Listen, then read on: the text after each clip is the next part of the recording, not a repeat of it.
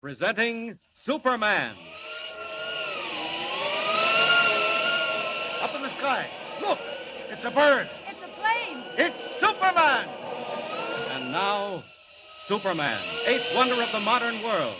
Visitor from a distant planet whose strength knows no limits, whose endurance is beyond anything humanity has ever known. As we near Krypton, we see high walls and gleaming turrets.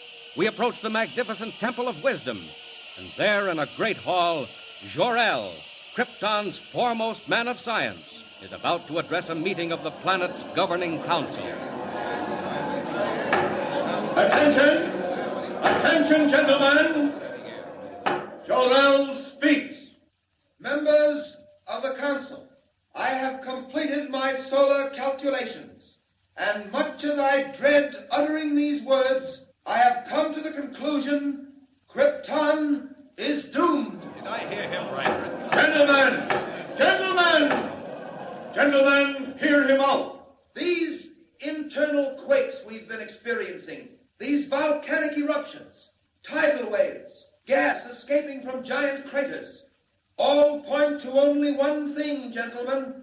Krypton is utterly and finally doomed. Why, the man is mad. He's absolutely... One moment, gentlemen. One moment. There is no cause for anxiety. I am certain Jor-El has made a mistake. True, we have had a few minor quakes and eruptions, but nothing very serious. There must be some error in your calculations, Jor-El. No, there is no error, Roseanne. I only wish there were. The sun is gradually drawing Krypton closer to it. Within a month, possibly only a week, the gravitational pull will be so tremendous that Krypton will not be able to weather the strain. And then our planet will explode like a giant bubble, destroying every living thing on it. Gentlemen, assuming for the moment, Jor-El, that what you say is true, how are we to avoid it? What can we do to stop it? There is only one way. As you all know, I have been working on a spaceship designed for interplanetary travel. With time and united effort, we might transport the entire population of Krypton to another world. Impossible. Where would we go? To the Earth. My studies tell me the atmosphere of the Earth is very nearly the same as our own. You have been working too hard, Jor-El. You need a rest. Believe me, we have the utmost respect for your knowledge and integrity. But this is carrying it too far. Planets as large as Krypton do not explode, Jor-El. Wait! Do you hear that, gentlemen? It's the forewarning of doom. Every moment is precious now. Quakes like that are sounding the death knell of Krypton. It will happen, gentlemen, and happen soon. When the last great eruption comes... When it comes, Jor-El, it shall find all of us ready. If Krypton is to die, we shall die with it. The parting would be much too severe. Very well. Laugh if you like, Roseanne, and you members of the council. I have no time to laugh. My wife, Lara, and my infant son are dear to me. It is not my wish to stand by and see them destroyed. Laugh, all of you. But a time will come, and that time is perhaps very close at hand, when you will wish you had heeded the words of Jor-El. Now you think me a fool. But remember what I have said, gentlemen. When Krypton is shattered into 1,000 million stars, when the glorious civilization we have built is no more, when you and your families are swept from the face of Krypton like dust. Order, gentlemen. Order. You have heard Jor-El speak. Is it your wish that we devote time and money to the building of spaceships for the transportation of Krypton's population to another planet? No! I'm sorry, Jor-El. The council has spoken. Yes, and signed the death warrants of every living thing on Krypton. Well, I've done my best to convince you. Now all that remains for me is to proceed with my own means of salvation, my own spaceship, to save the lives of those near and dear to me. As for the rest of you, may the gods have mercy on your souls. Jor-El is mad. He is absolutely mad. Lara, I didn't see you. I came out to take the air on the terrace. It's been terribly hot all day. Is that because we're being drawn to the sun, Jor-El? Yes. What did the council have to say about that? I didn't mention it. Is the model of your spaceship almost finished? Yes, I just drove the last rivet. How does it look? Splendid. But will it work? That remains to be seen. If it does work, I shall immediately begin construction of another just like it, only much larger. One big enough to carry all three of us to another world. Jor-El, when will that be? Every moment that we spend waiting and wondering... Yes, I know, Lara. It's been hard on all of us, and particularly hard on you. How is the boy? Sleeping, Jor-El. That quake this afternoon frightened him. But he's all right now. Can't you come in and look at him? You scarcely see him these days, what with working all hours on the spaceship model. It can't be helped, dear. I'm racing against time. Right now, I'm anxious to know whether the model will behave as I hope. How does it operate? Very simply. When all is ready, I throw this switch. That closes the circuit, and electric energy builds up pressure in the atomic generators. Then, at the final moment, the pressure forces the ship from its carrier and speeds it on its way. But where does it go? Wherever it's pointed. This one I'm directing to the planet Earth. Earth? What is that, Jor-El? A planet smaller than our own, situated on the other side of the sun. It's inhabited by a race of people similar to ourselves. Like ourselves? Well, only partly, of course, my dear. They're about the same size, but nowhere nearly as developed. Very weak and helpless, and with all their faculties extremely limited. How do you mean? It's something like this. You know how far you step when you want to go somewhere? Practically as far as I want. Why, one step takes me to Brata's house near the fountain. Exactly. Well, down where I'm sending this spaceship, it's quite different. An Earthman steps only 3 feet at a time at most, and everything else is in proportion. And that's where we're going? Oh, how dreadful. My dear, which would you rather do? Go to Earth and live, or stay on Krypton and die? I'll do anything you say, Jor-El, anything. It doesn't matter to me whether we live or die as long as we're together. It's only the boy I worry about. Yes, I know. Oh, Lara, darling, don't worry. He'll be saved. When are you testing the spaceship model? In the morning. Just as dawn breaks, I'll send it on its way, watching its flight through a high-powered telescope to see whether it lands safely on Earth. Is Earth the only planet place we can go to, Jor-El? We couldn't breathe on any other planet but the Earth. It happens to have an atmosphere similar to Krypton's. I suppose you know best, Jor-El. Are you coming in? It seems to have gotten oppressively hot. Yes, it has. I wonder. Lara, do you hear that? Yes, Jor-El. What is it? Subterranean explosions. Do you feel the ground trembling? Yes, I do. Jor-El, do you think... Lara, I'm afraid it's come. Where is the boy, Kal-El? What do you mean? Get him quickly. This is the end. Jor-El, what can we do? Nothing. I'm not ready. Oh, what a fool I've been to delay. It isn't your fault, Jor-El. You did all you could. If only this model were large enough, we could take a chance. Jor-El, would it carry one of us safely to Earth? Oh, I think so, but... Lara, where are you going? Stay here with me. I'm getting Kal-El. If one of us can be saved, Jor-El, it should be the boy. No, Lara, come back. If one must go, it should be you. Lara, I said come back. Come back. Here he is, Jor-El, still asleep. Goodbye, Kal-El. Please, Lara. No, Jor-El, listen to me. We both stay here. Kal-El goes in the spaceship. If there is a chance, Jor-El, one little chance, I want it for my son. Maybe you're right, Lara. Jor-El, look. The sky. It's fiery red. The mountains. Look, the mountains are falling in. Jor-El, what's happening? The end of Krypton, Lara. Just as I foretold. This is the last great quake. Jor-El, listen. Explosions. Here, quick, give me the boy. Kal-El. What are you doing, Jor-El? Opening the door, putting him inside. Jor-El! The house, it's swaying. It's breaking apart. Look, Jor-El. There, he's safe inside. Now for the switch. Stand back, Lara. Oh, Jor-El, will he reach the Earth? Only the gods know. But there's a chance. The only chance. Stand back now, Lara. I'm going to throw the switch. Jor-El, it's getting dark. I can't see. What happened? Fire. Smoke from the center of the planet. Not much time now. Hold me, Jor-El. Has the spaceship gone? No, not yet. Waiting for pressure. We may have been too late. If it doesn't work up soon... Wait! Lara! It's off! It's on its way! Jor-El, where are you? Here beside you, Lara. Listen, can you hear me? Our boy, Kal-El. Our son, Lara. He's on his way. On his way to Earth. Kal-El!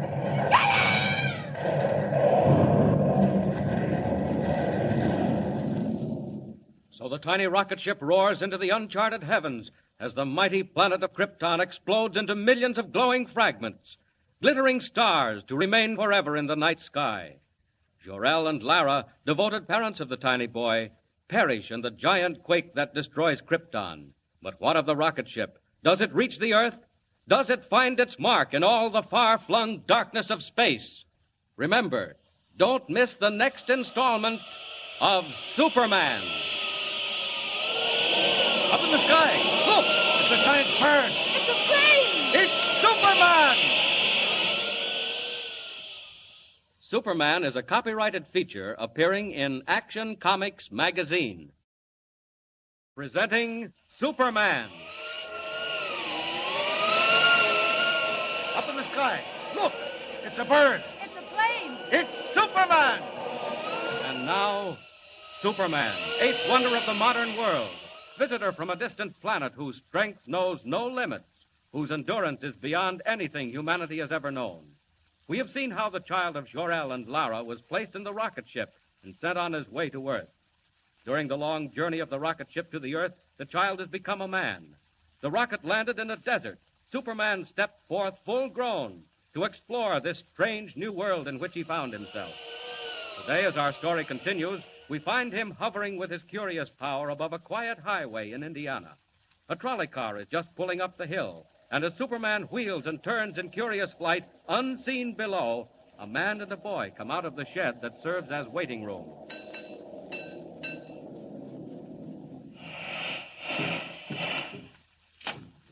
Morning, Professor. Good morning. Going into town? Yes, that's right, John. Taking Jimmy to the fair. It is a great show, all right. Well, I reckon you're my only passengers. Make yourselves at home. I'm going to get me a drink of water. All right. Why, Dad, we've got the trolley all to ourselves. Yes, regular private car. Where'd the motormen go? And just over to the spring for a drink. It's a mighty hot day. You better hurry or we'll be late. We can't start without the motorman. But we are starting. Look, Dad. The doors have closed. We're moving. Yes, what happened? Dad, I want to get out. The brakes. Something happened to the brakes. Let's get out, quick. Open the doors. They're jammed. They're tight shut. Dad, we're going faster and faster. We're going downhill. Dad, what are we going to do? Jimmy, come here. The window. Out the window, Dad. Get it open. Smash it. Oh, wait. Jump, Dad, jump. No. It's too late. Going too fast. We've got to, Dad. Look, there ahead, there's a tree. Jimmy. A tree. A tree's falling right in the tracks. Look, there in the sky. It's a man. Why, he's flying. It can't be. It's not possible. Dad, he's coming straight at us. He's swooping down. He's staring off the roof. Dad! Quick, grab hold of me. No, put me down. Let me go. Stop it. One under each arm. Out through the top. Hold on. We're going to crash.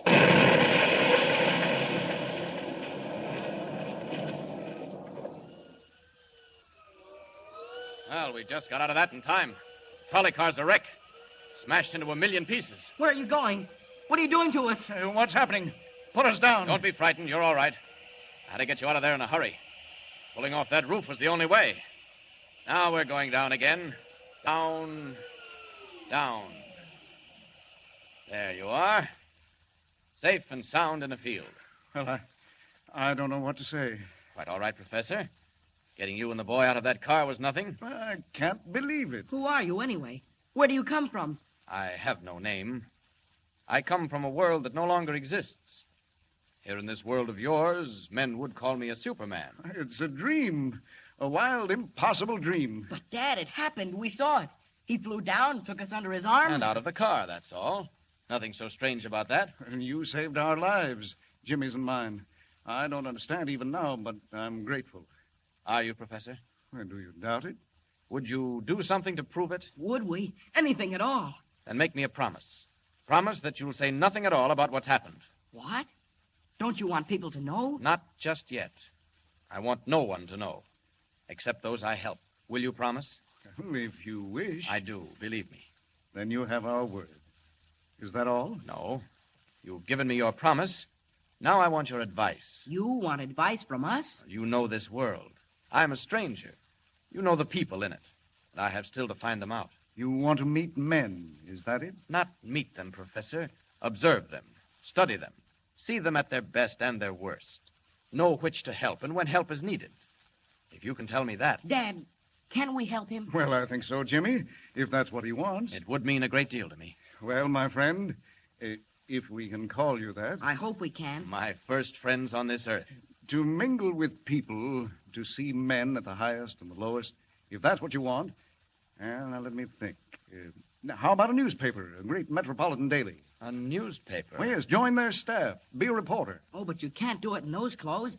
Not that blue costume with the cloak and shield on your breast. Gee, you couldn't. Jimmy, these are the cloak and the shield of Superman. If I become as other men, I shall dress as other men. Well, you'll have to assume some kind of a name. What do they call you? I have no name. Well, how about Clark Kent? That sounds all right. Yes, why not? It's usual enough. Won't attract attention. Clark Kent. Clark Kent. Yes. And about joining a newspaper. That should give me an opportunity to learn the troubles of men, to know whom to help, and when help is needed. I'll do it. Many thanks to both of you for your advice. Well, no thanks are necessary. If there were only something more... Just this. Remember your promise. Never to reveal my identity. And now, goodbye. I've stayed too long, and I'm off. Goodbye. Goodbye. Goodbye. They're right. Superman must become a reporter. A reporter by the name of Clark Kent. Clark Kent. I'll do it.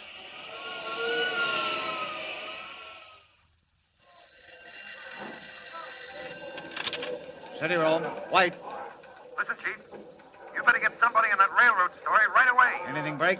Looks bad. I don't know where your dope came from, but it sure was right. Well, where are you now? At the yards out of town. If I were you, I'd have somebody watch the man they call the Wolf. The Wolf? That's what I do, Chief. Watch him. Trail him. Follow him every minute.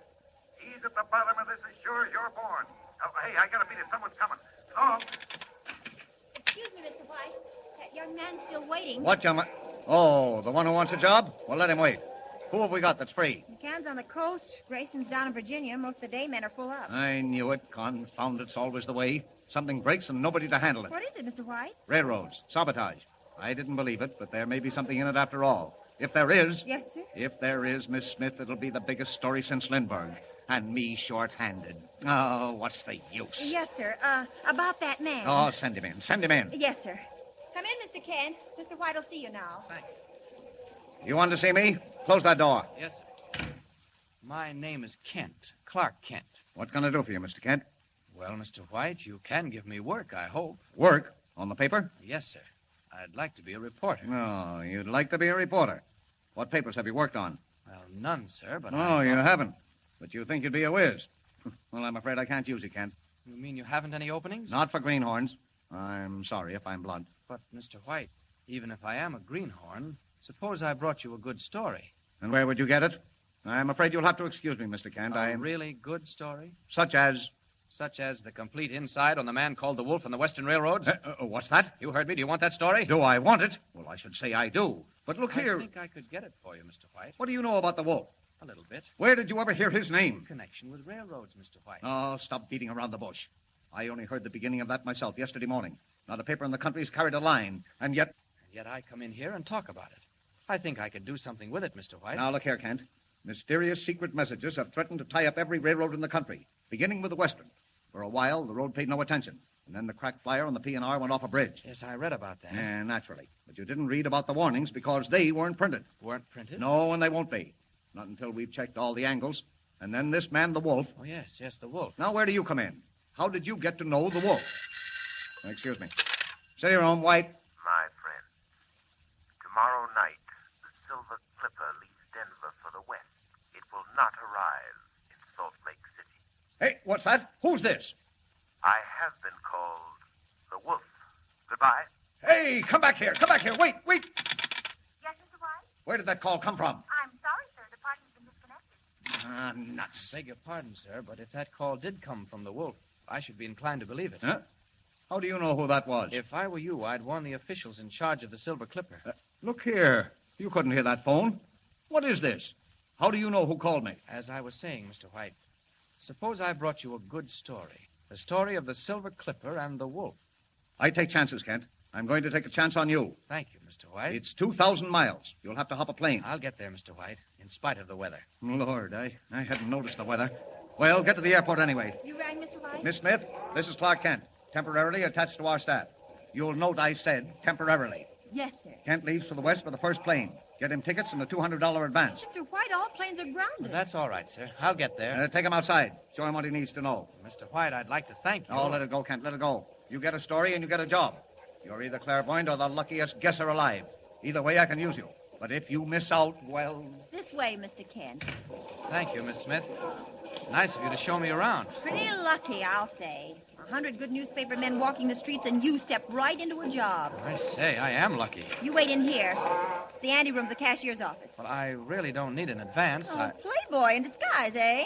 Wait here. Oh, what a rotten night. Don't fall out that window. It's 20 stories down. Beautiful view, even in the fog. You wait right here till I get your money. Then I'll introduce you to a few real newspaper men. Planes grounded. 2,000 miles to go. Sorry, Miss Smith. I'm afraid I can't wait. Clark Kent may need a plane, but Superman doesn't. Up with the window. And out.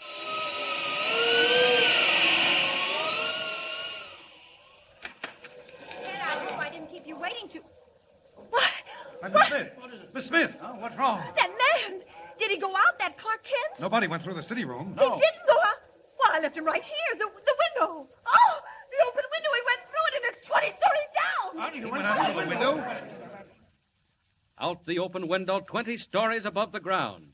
In the wink of an eye, Clark Kent, cub reporter for the Daily Planet, becomes Superman, eagle of the sky, winging his way west over city and plain, river and mountain, through the storm-swept night. But will he be in time? Can he checkmate the strange figure called the Wolf, discover the plot, save the Silver Clipper, roaring toward Denver at 90 miles an hour? And remember, don't miss the next installment of Superman. Up in the sky. Look! It's a bird. It's a plane. It's Superman! Superman is a copyrighted feature appearing in Action Comics magazine.